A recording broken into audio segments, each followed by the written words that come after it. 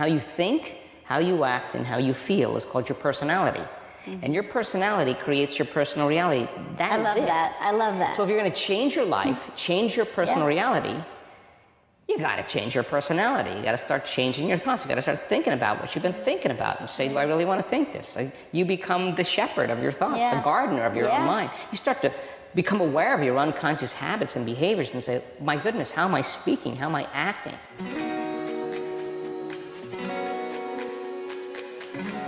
I believe that each and every one of us has the power within ourselves to create the life that we really want. And I want to help give you the tools to make that happen. I'm Danica Patrick, and I'm pretty intense. Today on the show is a guy named Joe Dispenza.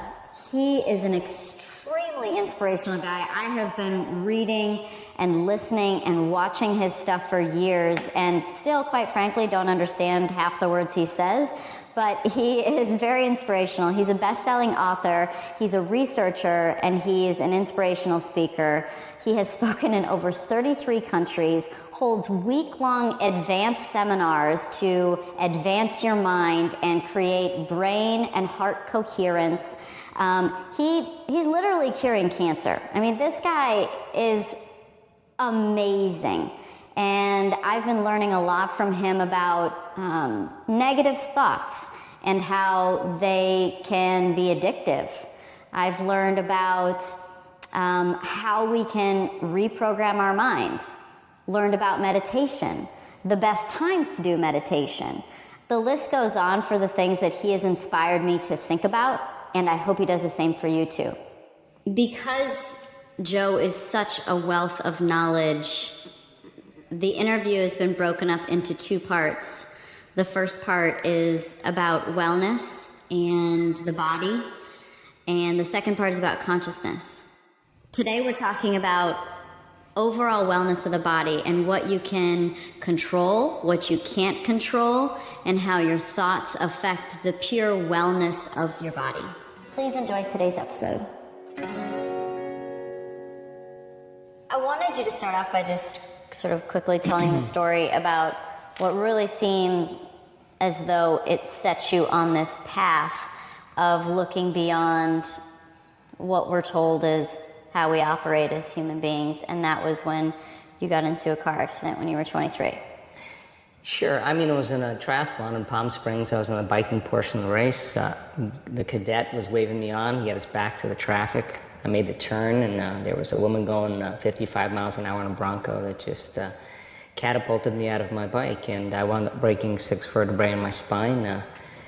When you compress the volume of material like this, when you compress that volume, bone fragments go back on the cord. The neural arch of one of the vertebrae had broken, and I had a lot of cord compression. So they wanted to do a radical surgery. 4 opinions from the leading surgeons in Southern California said Harrington rod surgery or nothing. And screwing in stainless steel rods from the base of my neck to the base of my spine was the option to guarantee that I would be able to walk again. Anyway, I decided against the surgery, and in 1986, that wasn't a common thing that you Why? did. Because when I looked at, first of all, I have a background, I know a lot about the spine, so creating that kind of mobility, and if it wasn't done properly, or if it was done okay, I could be in pain the rest of my life. I could be struggling with the medications that could be possibly addictive. And that when you start with the most radical form of healthcare as a first choice, you limit the number of choices you have. You start with the most conservative, and you work your way up to the most radical, you always have more choices. So I thought, well, hell, they're telling me I'm never going to walk again. What's the deal if I do it now or I do it later? Right. So I said no to the surgeons, and in 1986, it just wasn't something that you did. And I just thought there's an intelligence that lives within us that gives us life. I'm not going anywhere, I'm not doing anything. Let me see if I could connect with it and give it a plan. Where did that part come from then? The second part that you said is a lot different than like, oh, the decision between, having potential pain for the rest of my life and just like taking my chances and starting slow and seeing how this goes. And like, that's different. The Sure. thought of this sort of extensive intelligence that exists that we don't really tap into. Where did you ever get that thought? Well, I mean, first of all, that's a really great point because, the body has an innate capacity to heal. And if you study a very mechanistic view about the way the body functions, those are just models of understanding. But fast forward to information biology or contemporary understanding of biology, it's more vitalistic, that there's an energy that the body feeds off of. And so then I was reasoning with the idea. I'd been doing martial arts, I had a yoga studio, I had gotten quite extensive training in hypnosis. I was interested in this stuff, so I kind of knew that there was an intelligence living within us. My background as a chiropractor also believes in that innate intelligence, and so I thought, well, that intelligence knows how to heal, but I want to see if I could take it to the next level, because it wasn't just pain, it was paralysis, it was sensory changes, and I went from very healthy guy to be laying face down, not going anywhere. Competing in a fitness competition. Yeah, like here I am, like, that's it. So I just reasoned that if it wasn't intelligence, then I could connect with it, and so I decided that I was just going to give it a plan and a template, a design, and then when I was clear on that design, I'd surrender it to this intelligence, because I can't do the healing. It knows how to heal way better than me, but I wanted to take it to that next level. The bones heal, but I wanted them to heal better, and it worked. So did you do that by pure intention? Well, how did you become the placebo? Yeah, so I knew that when you're in pain, when you're in crisis, when you're in trauma, when people are out of balance emotionally because of stress, the normal way the brain works is it prepares for the worst. So when we're injured, we're in crisis, we're selecting the worst thing that could happen to us instead of the best thing that could happen to us. And when you select that future, there's an emotional response like fear or anxiety. Turns out that those chemicals give the body an arousal, and they give them a rush, they'll give us a rush. So here I am trying to focus on what I do want to have happen. Right. But my brain keeps going back to what I don't want to have happen. So it's 6.5 weeks of a dark night of the soul, because I had to train my brain, and I knew if I said the design has to be pure, it has to be complete, I have to reconstruct every vertebrae. If I lose my focus and I start thinking about living in a wheelchair, whoops, that's the wrong signal. So just by intuition, I started working on my presence, my ability to pay attention and stay present. And every time I lost the present moment, I would come back. And I started to notice that when I got frustrated and I did it, would get worse. When I just noticed that it happened and I came back, non-judgment, absolutely. Yeah, there was just no emotional inertia, there was no charge. And I was able to navigate. And at the end of 6 weeks, I just felt like I hit a tennis ball in the sweet spot. So were you just, so was this meditation, pure just meditation, or was this intentional of a visualization of something? It was both. Visualizing? It was both. I knew that I'd have to first get in the present moment. Yeah. You know when someone's present with you in your life because they're paying attention. You know when they're not present with you, they're not paying attention. So this is an intelligence. I got to be present with it and create a very clear design. So then I would have to, what I knew from my background in hypnosis is I would have to slow my brain waves down, get beyond my analytical mind. Now, once I'm in that state, I would have a clear intention, a very clear intention and very clear focus. And when I started doing it well, my emotional state started to change. Instead of feeling frustrated, fearful, impatient, resentful, I was feeling joy and freedom, and because I was suppressing those emotional states every time I got present. Because those emotions bring us back to the past. So I had to work over time. And what I didn't know that I was doing the whole entire time was I was improving my brain's ability to pay attention and focus. That means I could visualize better. Yeah. But secondly, more importantly, I was able to relax more into the present moment. And by doing that and holding a very clear picture, I started to notice very strong changes in my brain. I was laying down new circuits. I was creating a new mind, and nerve cells that fire together wire together. If you keep doing it, just like driving a race car, it's going to get easier because you become what you practice. But you got to pay attention. You got to repeat it. You got to learn. You got to keep experiencing. So at the end of 6 weeks, it just kind of all came together. But those 6 weeks, I was struggling because It was just kind of this unlearning process. It was pruning neurological, breaking habits of thought and emotions. And then it worked. And so then I was back on my feet in 10 weeks, and then I just said if I was ever able to walk again, I'd spend the rest of my life studying the mind-body connection and mind over matter, and that's what I've been doing since 1986. I think that, this is such a new wave of the future. I think there are so many people that want new ways, new, improved, cleaner, more homeopathic ways of taking care of themselves. People don't want medicine. People don't want to have to fill their bodies with synthetics. And I think that this is really important. What do doctors think of this? Do you have that interaction with practicing doctors and they say, well, listen, I've been at this. Teach me your ways? Or do they say, they better get on board, in my opinion, because this is, to me, where things are going to move to? Well, first of all, number one, I think I love medicine and I have a great respect for it, and it really works well for chronic, acute conditions. You break your leg, you have appendicitis. But chronic health conditions require a lifestyle change. That means you got to make different choices, and the hardest part about change is making a new choice. So go back 30 years and the doctor said to you, she said, hey, you need this kind of health treatment for this health condition. We're going to take out your uterus, and if we're in there, we'll take out your gallbladder. And everybody just said, oh, great, thank you. Take it all. I don't need it. Fast forward to today, you got information. And information is awareness, and awareness is consciousness. So there's a change in consciousness about what's available. So when people get a diagnosis today, they don't just sign on the dotted line, they actually research their own health condition. When you do that, it gives you more choices to make. So then when they start saying to the doctor, hey, I'd like to try this treatment, or I'd like to try this therapy, and the doctor says, oh, that doesn't work, or I don't know anything about that, they say, great, time to find a new doctor. So people are starting to make better health choices when they're in a better position. So during that time, there was not a lot of evidence back in the 80s and 90s that said that this was possible. In fact, you were considered a hippie, right? Yeah. But now you fast forward to today, and because information is so available and people are starting to apply that information, now we're starting to see dramatic changes. We've done numerous brain scans to show that you can change your brain in 4 days for the better. 80% of 1,000 people had a more than 90% change in their brain for the better just by practicing meditation. We know that you can train your heart to work more coherently.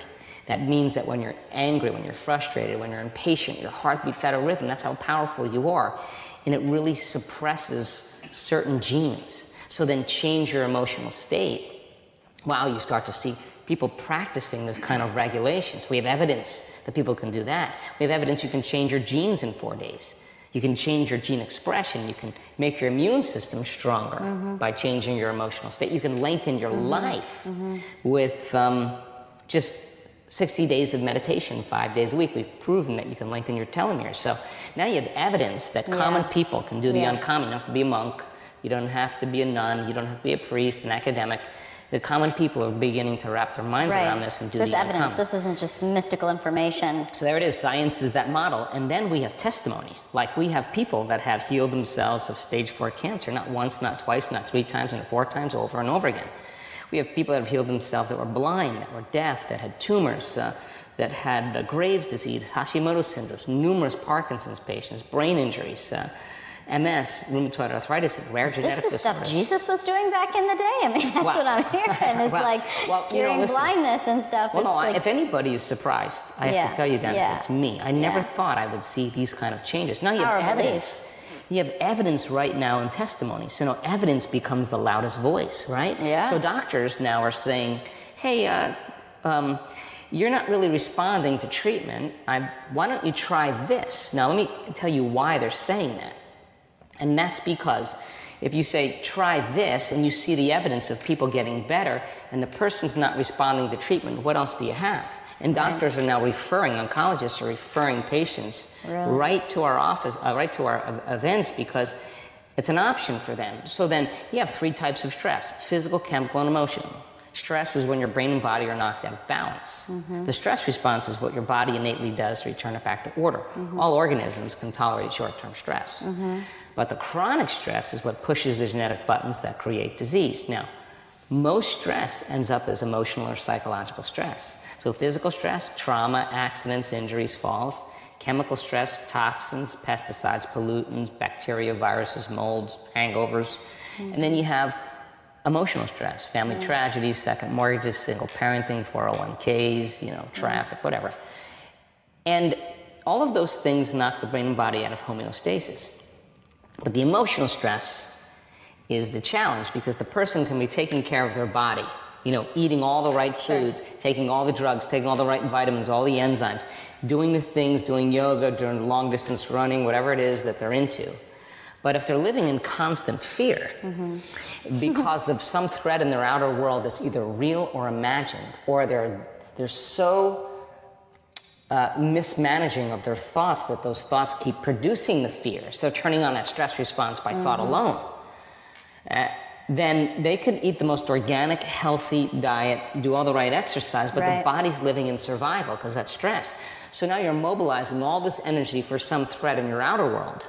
And there's no energy in your inner world for growth and repair. And so your body is actually utilizing all of its vital resources when it's feeling fear, when it's feeling aggression or anger, when it's feeling pain and suffering.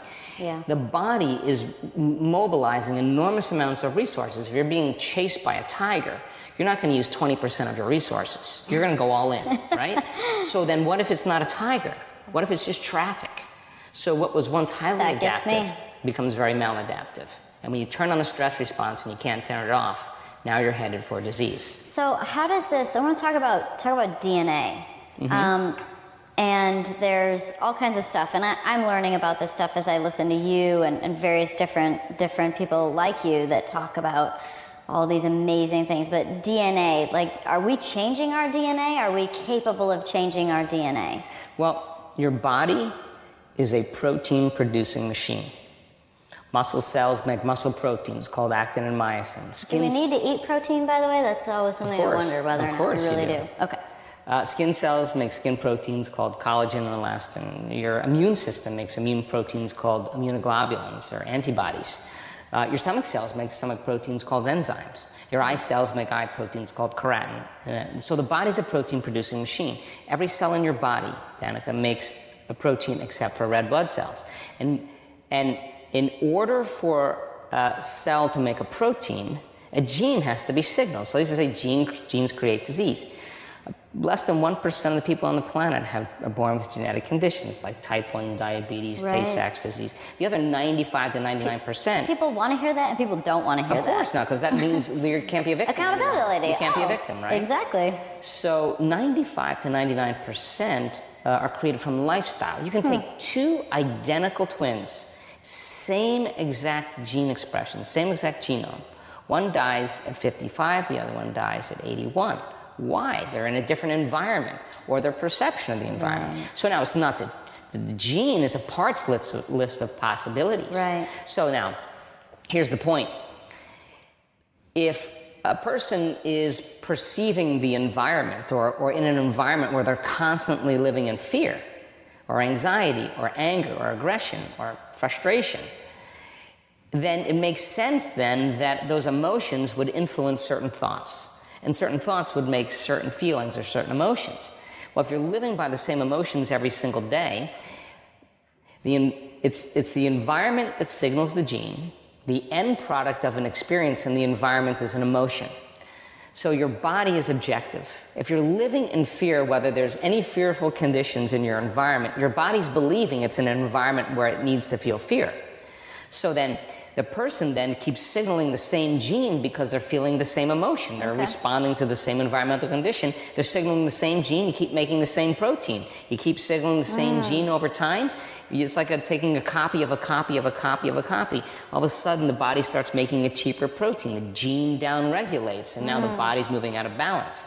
So then, here's the question. If you're thinking the same thoughts, making the same choices, demonstrating the same behaviors, creating the same experiences that produce the same emotions, and then those same emotions influence your very same thoughts, then your biology, your neurocircuitry, your neurochemistry, your hormones, and your gene expression is going to be equal to how you think, how you act, and how you feel. And how you think, how you act, and how you feel is called your personality.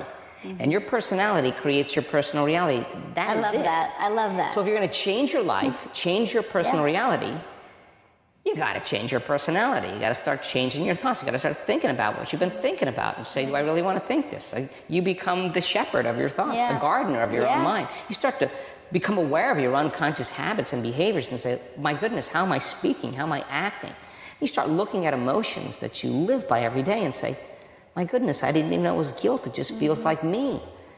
Or lack. And now the person's becoming conscious of their unconscious part of themselves. And the more conscious we become of the unconscious self, the less unconscious we go during the day. So it begs the question, new thoughts that lead to new choices that lead to new behaviors create new experiences produce new emotions are the information coming from the environment, they signal new genes, and there's evolution. So now we upregulate the gene, you start making a healthy protein. The immune system starts upregulating, and all of a sudden it makes new antibodies. Why? Because the body's back in growth and repair and out of survival.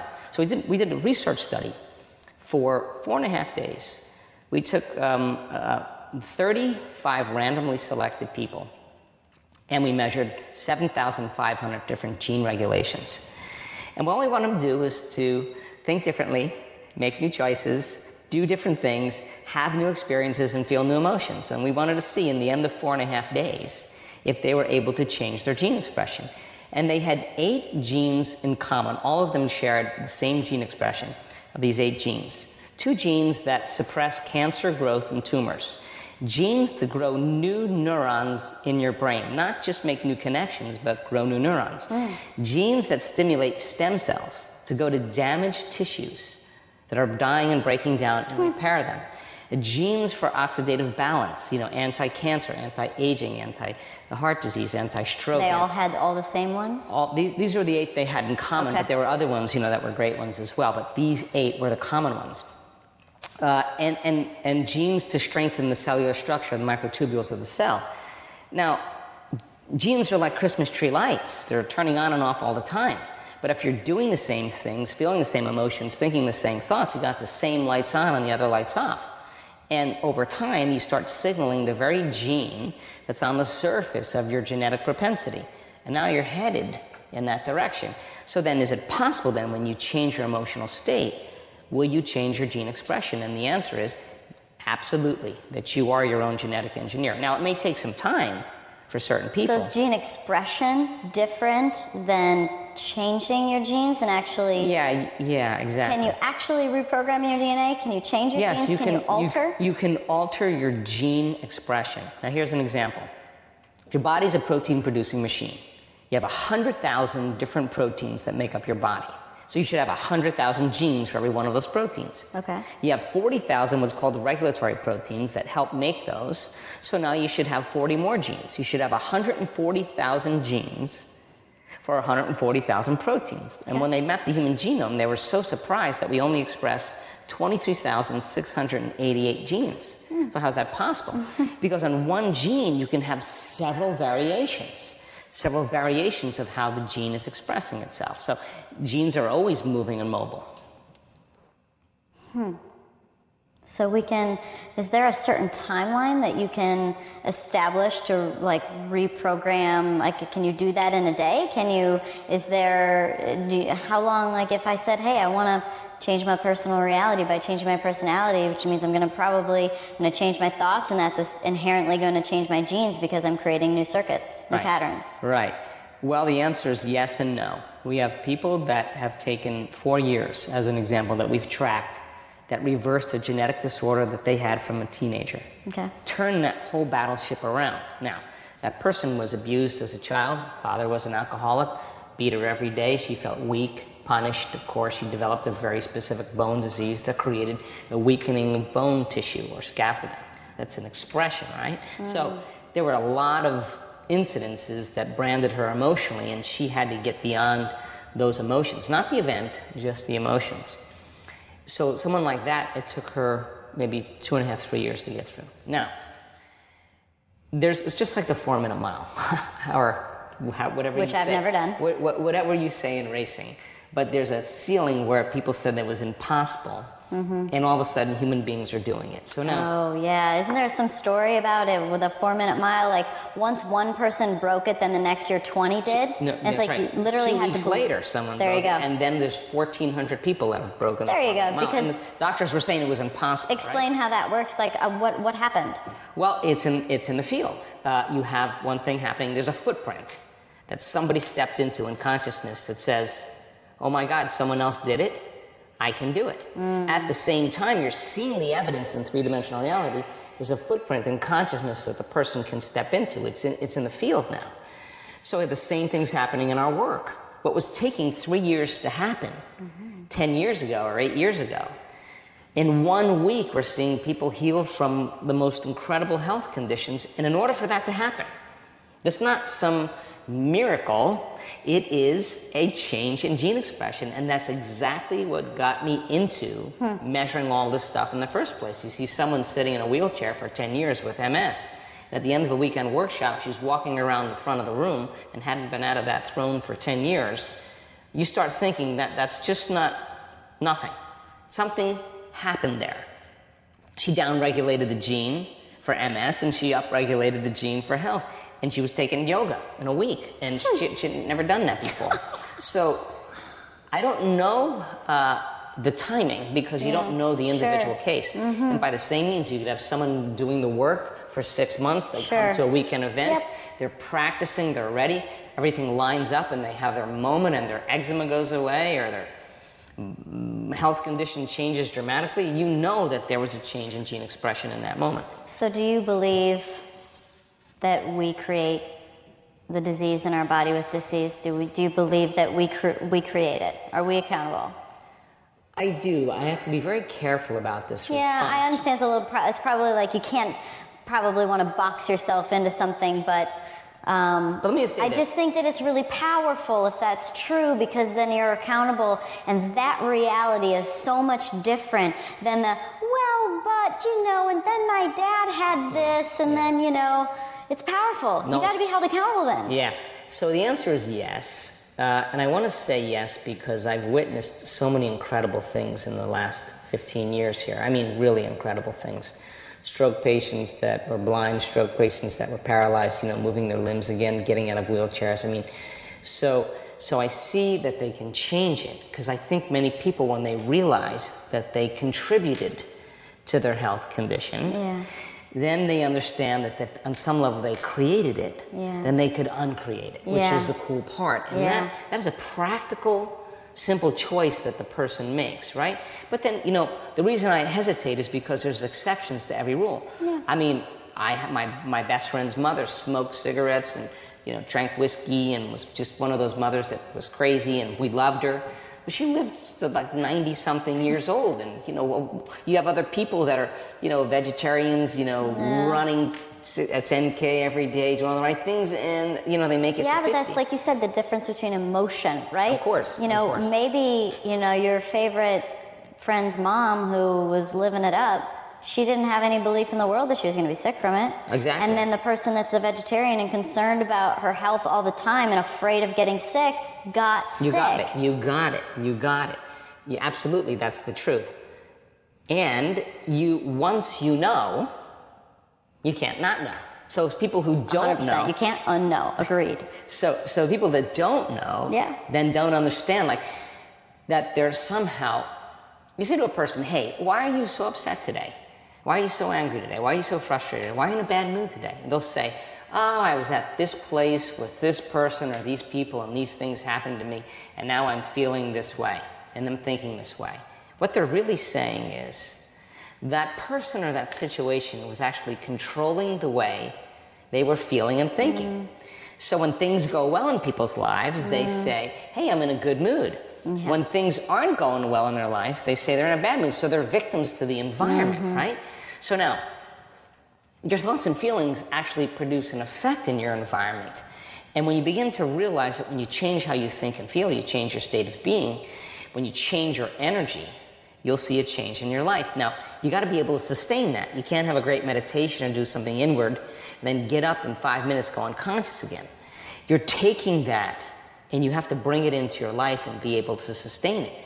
So then the person who's responding consciously or unconsciously to the conditions in their life, they don't know they're being a victim to their life. They're saying, oh, I have this health condition or this is my life, until you start figuring it out, until you start knowing. So knowledge then becomes the forerunner to experience. So every time you learn something new, you make lots of connections in your brain. Not a little, a lot.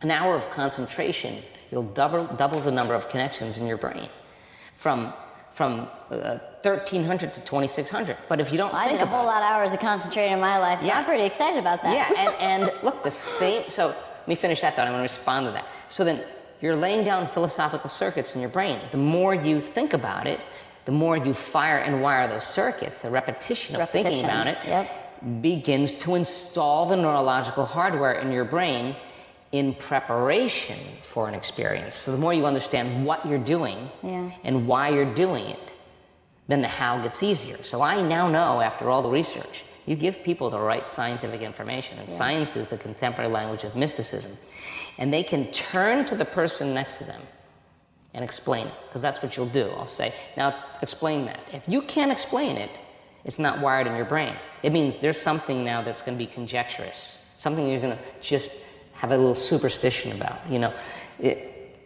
you're not going to really understand what you're doing and why if you can't explain it. If you can't explain something simply, you don't understand it well enough. That's exactly. But when you can explain it, the model of understanding, you have the hardware in place. Yeah, you've digested it.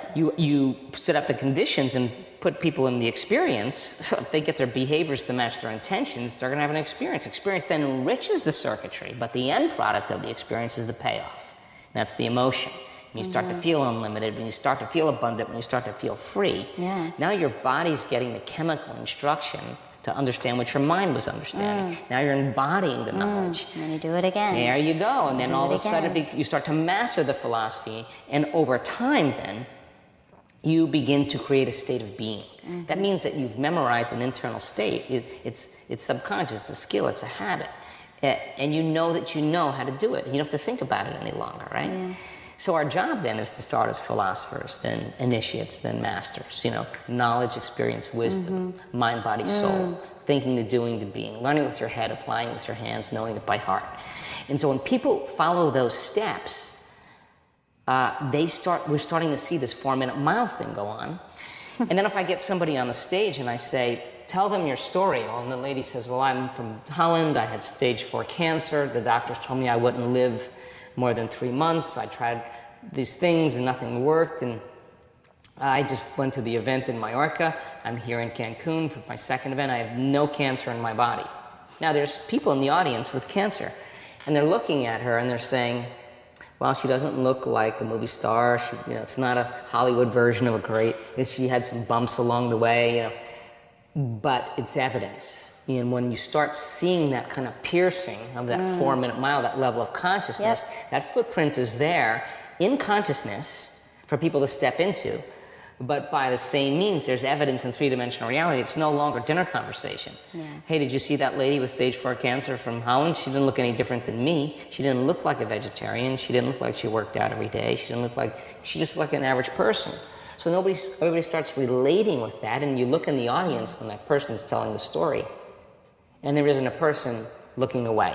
They're all leaning in to watch this because, again, evidence becomes the loudest voice. I mean, one of the most fascinating things is the video of being at a hospital with someone laying on the bed that has cancer, like tumors, and you can watch the tumors disappear.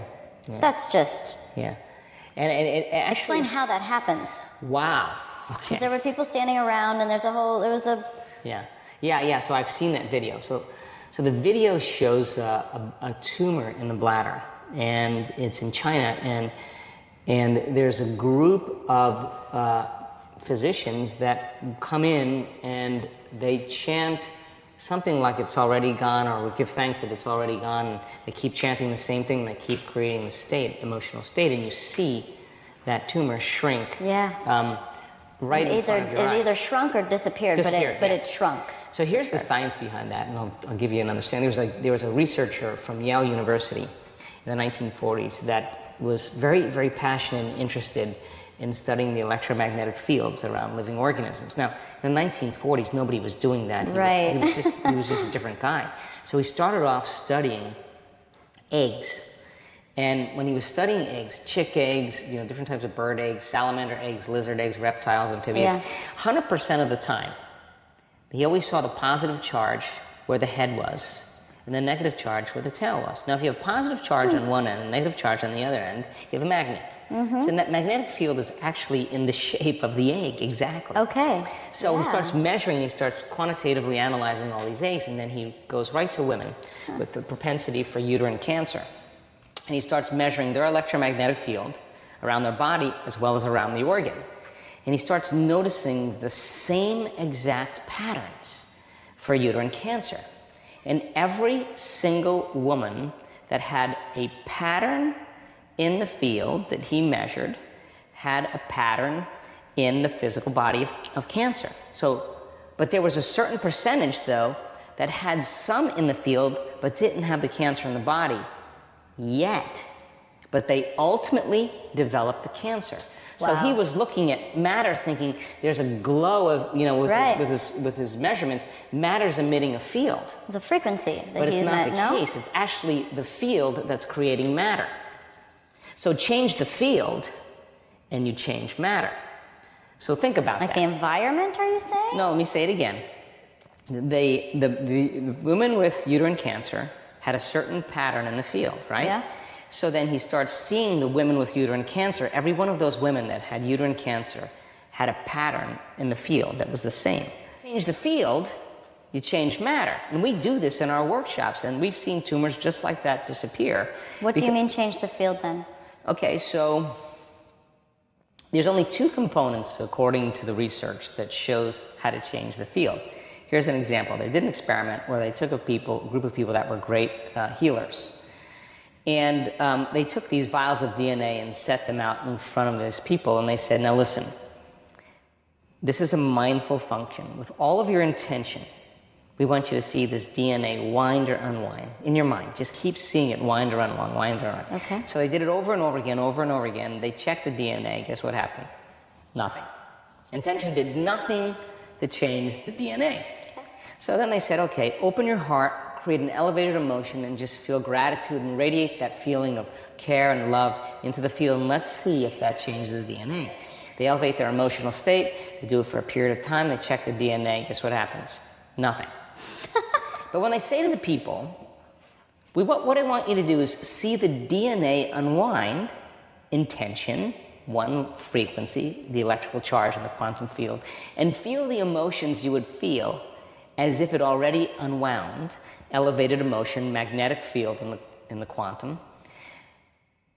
Over 20% of the DNA unwound at a remote location. So thought being the electrical charge in the quantum field, feelings being the magnetic charge, how you think and how you feel broadcasts a field. So now, not just any type of field is going to do that. It's got to be coherent. So we practice creating brain coherence. We actually measure it. We practice creating heart coherence. Why? Because once energy moves right up in here, and you can change resentment or frustration or impatience to joy, to freedom, to gratitude, and we're measuring to see if you're doing it. I could say to you, Danica, you're doing it, or I could say, I'm not there yet, gotta keep going. How do you measure it then? Just maybe as a side note? It's called an HRV, heart rate variability monitor. We put electrodes, and we actually see where we clip things to people's ears. Okay. So now when the heart starts regulating, it starts beating like a drum, and it starts to produce a measurable magnetic field that's up to 3 meters wide. Now, that energy is a frequency, and that frequency can carry information, and that information is your thought, is your intent. In other words, the elevated emotional gratitude can carry the thought of your health. The emotion of suffering cannot carry the thought of your health. It carries a different set of thoughts. So you can think positively all you want, and if you're feeling miserable, your mind and body are in opposition. So we teach people how to put these two coherent signatures together.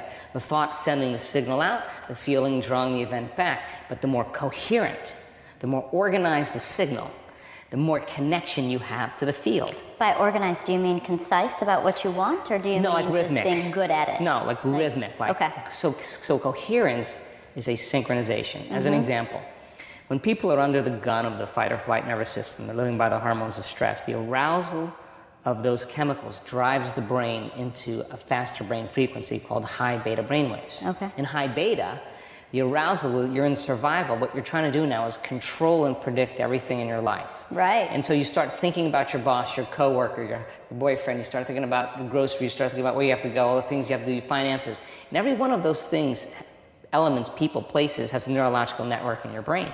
So as you shift your attention very quickly, you're activating those circuits. And like a lightning storm in the clouds, your brain starts firing very incoherently. And when your brain's incoherent, you're incoherent. At the same time, you're stepping on the gas, your heart's racing because of survival. You're stepping on the brake, like I can't throttle my coworker even though I want to.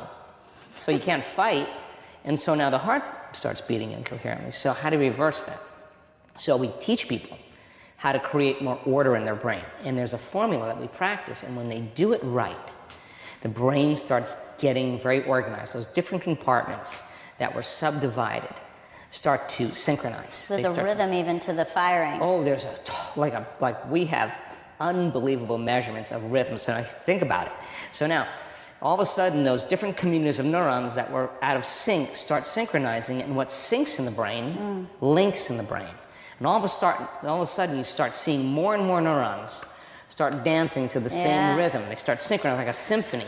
And when that starts to happen, when they start getting more organized, if you think about coherence like a group of people clapping in an audience, say there's 1,000 people, and you say normal coherence for an average human being would be every fifth person in the audience clapping at the same time. Right.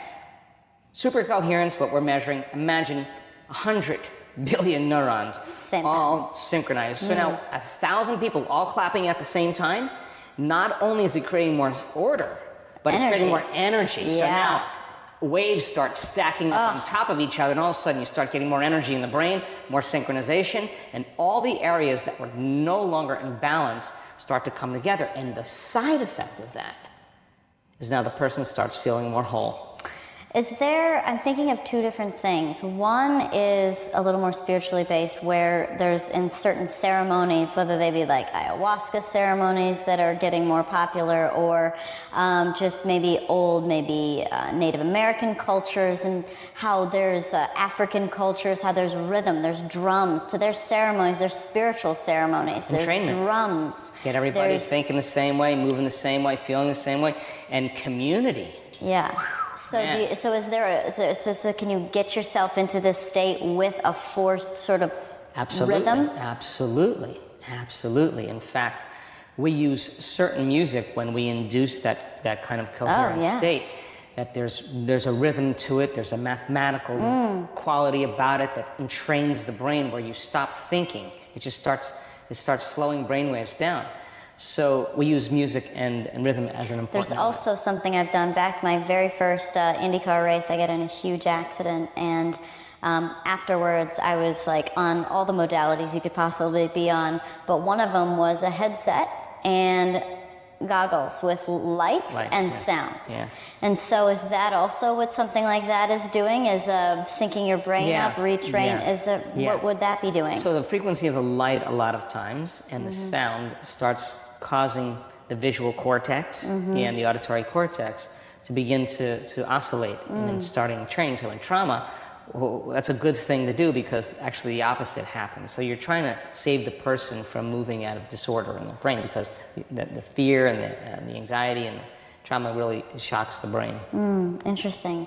You were talking about energy, you're talking about the heart and things of that nature, and it makes me think of, the 7 chakras and the energy centers. And what is your understanding with that and how they play a role in So I use the word energy centers because if you say chakras, some people will have the wrong understanding of them. Or Right, I agree. I think it's fantastic that you try and make sure that this is digestible and attractive and not off-putting to anyone, right? There's no point in using religion or spirituality, right? It's just science. And as far as, this goes, it's not chakras and, ceremonies and drumming. It's rhythm, it's frequency, and of course, as we're talking about here, energy centers. Yeah, so I like energy Whatever centers. you want to call it. Yeah.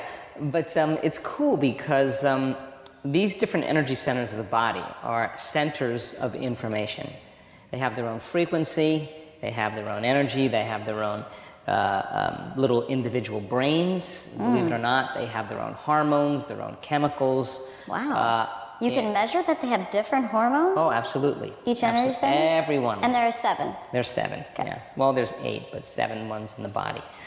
So those different circuit boards are under the control of the autonomic nervous system. Now, stress creates imbalance in the autonomic nervous system. The sympathetic nervous system is switched on for one reason: emergency for preservation. So then you're mobilizing enormous energy to preserve the body, and it should be a short-term thing. The other nervous system, the parasympathetic, is for growth and repair, right? So some people spend the majority of their time living in that high frequency of stress.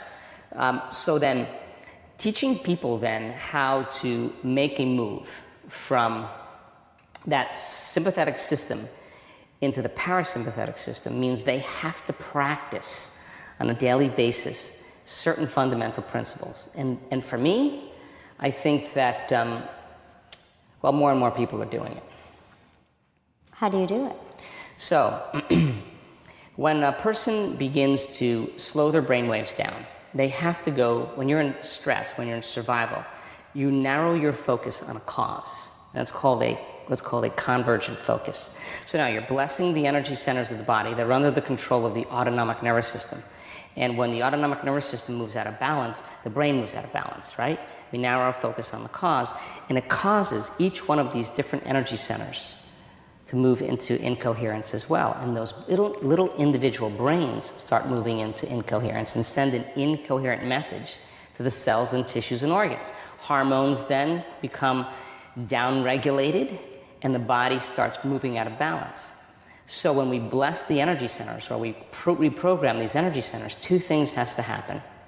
They have to be able to slow their brainwaves down. They have to get out of that high beta state. And the way we do it is to go from a narrow focus to a broad focus. When you open your focus, when you open your awareness, that's what creates coherence in the brain, because you're going against that habit of putting your attention on matter. So there's a convergent focus, which is focusing on matter, and then there's a divergent focus, which is focusing on energy. Well, reality is both particle and wave, matter and energy.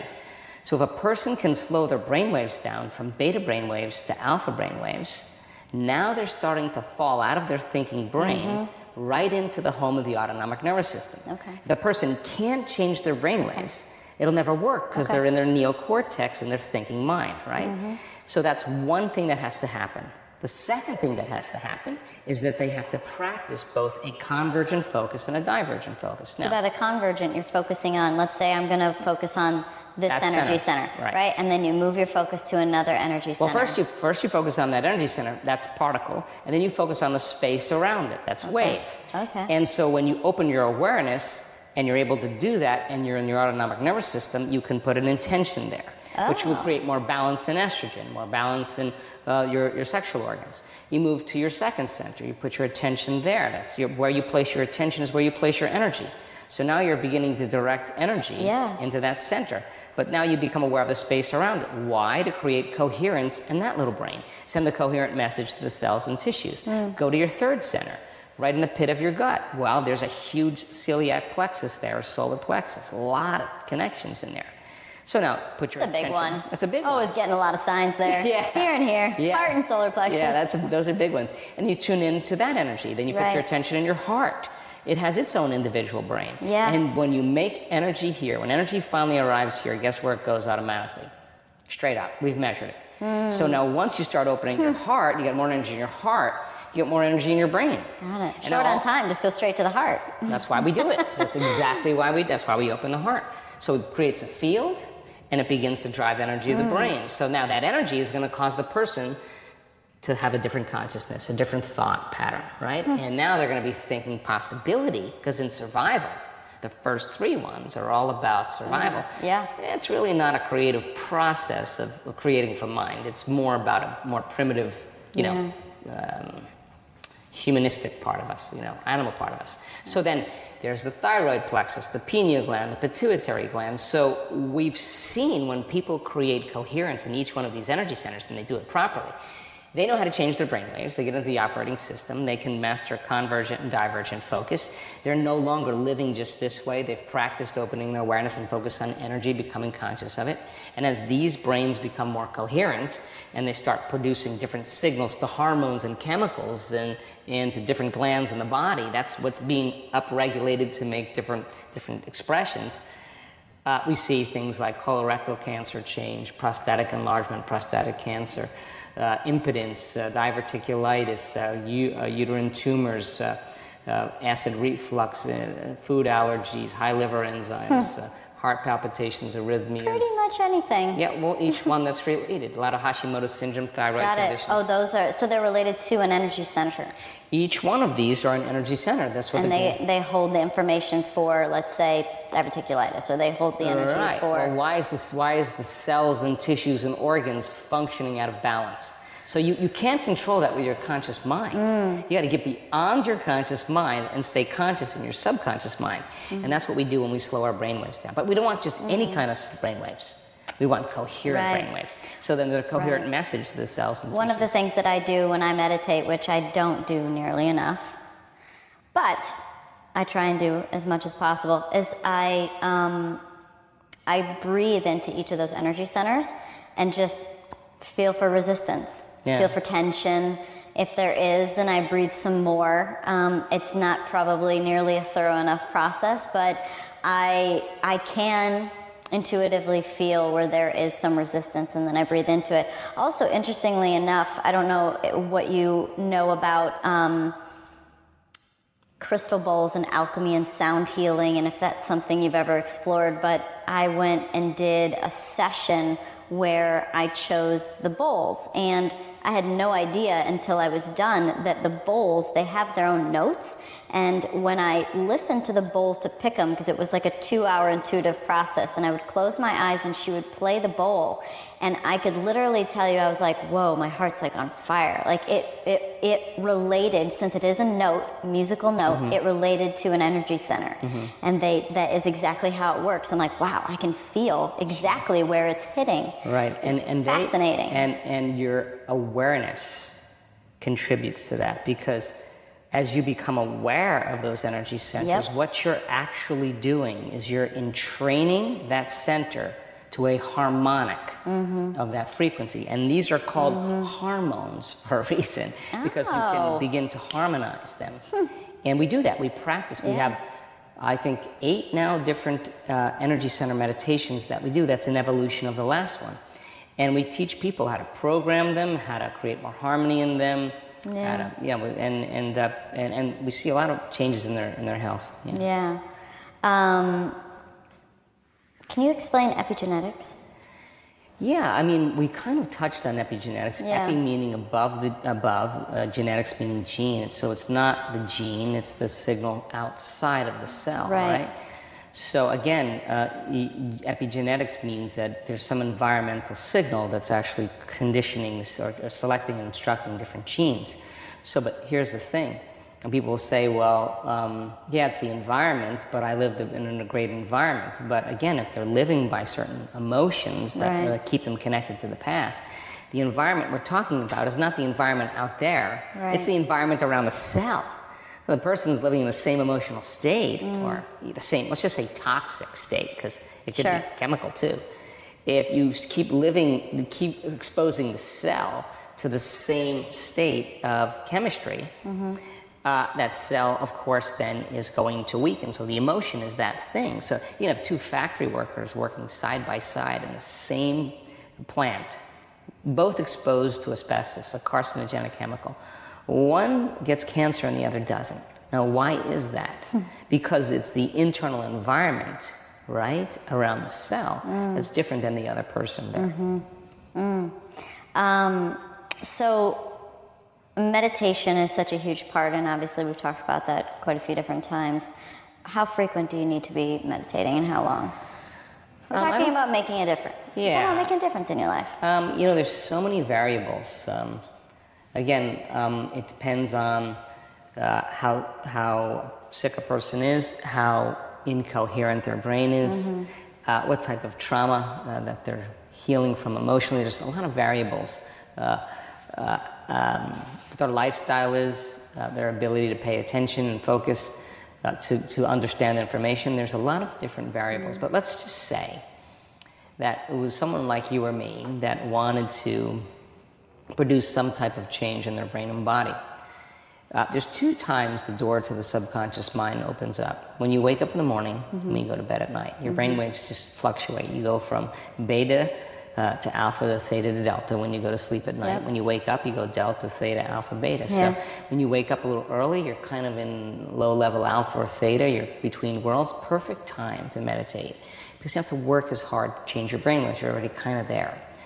And so if a person can actually know the formula of how to change their brainwaves, you can do a very healthy, good meditation for 45 minutes to an hour.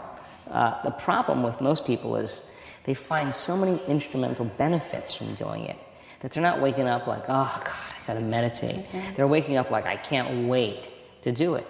So it's instrumental for a lot of people. So most people in our community spend about 40 to 60 minutes that do it. Some people spend a little bit longer if they're working on activating latent systems or mystical experience or whatever. But I'm not a big fan of a 5-minute meditation. I'm not a big fan of a 10-minute meditation unless it's just for a moment to stop and get grounded. I think you can go to deeper and deeper levels, and when you start making a path, carving a path down into that subconscious. The important point is like when you're going down that path and all of a sudden there you go, you make the right and you're with your ex and you go, oh. The best thing to do is back up and go down again. That's a victory. That's a victory right there. You became conscious. Then all of a sudden you start thinking about what you have to do at 2 o'clock in the afternoon. All right, you back up, you start heading down again. That's a victory. Most people don't have the patience to do that because it's tedious in the beginning. Now, neuroplasticity. You keep doing working on it. You keep doing it. You carve that path right down the subconscious. The nerve trunk is going to get bigger. It's going to produce a bigger road because there's more traffic going on it. Now, the person's able to get there a lot faster, and they could have a great meditation in a half an hour because they know how to change their brainwaves. Right. Now, I've been doing this a long time, and I have sat with myself for hours. And sometimes you just have to work really hard because you got people, you got meetings, you got to travel, you got contracts, you got all these things, you got family, and you sit down to meditate and your brain is just going to the future or the past, and you have to. It takes a while to get it centered. And if it takes me an hour to get there, I don't care if it takes me, I will not get up. I'm just not that type of person until I'm there. I just will not. And every time I go past that point where I want to stop, that point where you just go, I've had enough, and you just go, a little longer. You go a little longer. You step right into the unknown. You're really good at pushing. The only way to the other side is through, and there's no growth unless there's pain. I say that all the time. But discomfort. Discomfort. Yeah, because change is leaving the known, and leaving the known is I love that. You talk is, about that so much. The discomfort. Sit in there. You have to. You have to. And listen, you have 2 choices when you get into that discomfort. And I've learned this just in the last few months and witnessing some really cool things we're doing right now. If you move into the discomfort and you run back to the known, but you're not conscious that you're doing it, you just throw in a program, just do what you know how to do because it's uncomfortable. Now you just return back to familiar territory. And that's a program. People do it. So they run some habit, they run some program. The other choice is in that discomfort to apply the formula. And apply it with your eyes open because that's where we're going. Because we have students that can do it with their eyes open as well as their eyes closed. Now, what's the significance of that?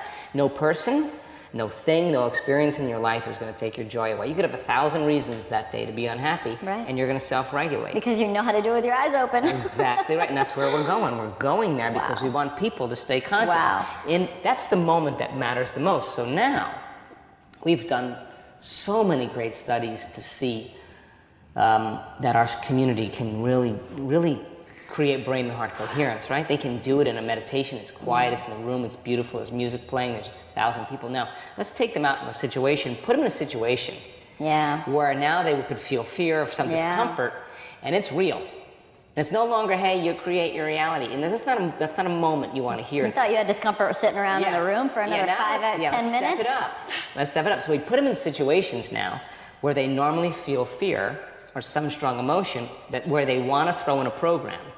Like, I got to rush through this. And we say, hey, why don't you apply the formula right now? So then the person has to, with their legs shaking and everything going on, they start settling their body down. They start mastering their fear. And so when they return back are they meditating in public? No, their eyes are open. Well, they're just like zoning they're out. Practicing brain and heart coherence with their eyes open. That's the next stage, because when they return back to their life and they face off with some challenging situation, they'll apply what they did, and they won't fall from grace and not throw in a program, and they'll open their heart and go against thousands of years of fear that's been programmed into a human being. To saving your life. For that reason. And all of a sudden, the person now has a new tool. Then they get back to their life, and they've just done something really outstanding, and they look at the challenge in their life, and they see it as minimal compared to what they just did. So their perception of the way they see the world changes. And so the person then starts liberating enormous amounts of energy. There goes all the fear, and they have really profound moments. So we want to always press the envelope. I'm just that type of guy. Thanks everybody for listening to the Pretty Intense podcast today. I hope you enjoyed it. And also, thank you so much, Trevor Hall, for the awesome music. If you like what you heard today and you want to hear more, please click on the subscribe button.